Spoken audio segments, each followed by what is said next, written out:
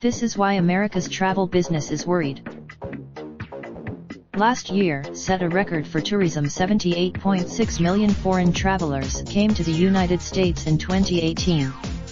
But following that, BE is worried about how severe and long-lasting that decline could be.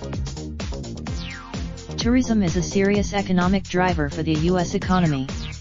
The United States, its companies that rely on foreign tourism are starting to feel the decline in travel. For example, reported disappointing sales this week, in part because of a drop in purchases by foreign tourists at its U.S. stores. Experts point to a number of factors working against travelers coming to the United States.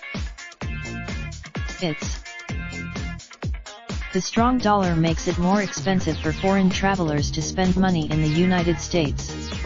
The dollar has been slowing economic activity abroad is a pressing problem for travel, particularly from China, the fifth largest source of travelers to the United States after Canada, Mexico, the UK, and Japan.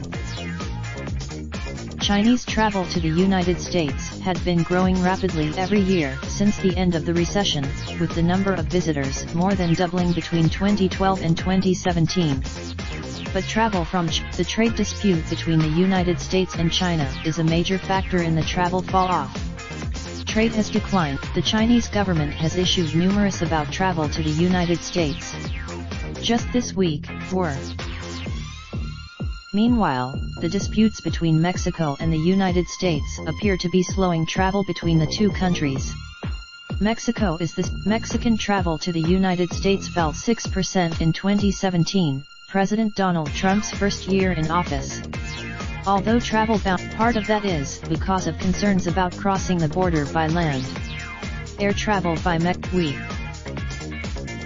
Worsening relations between the United States and many other countries is feeding into the slowdown in foreign travelers, Barnes fears.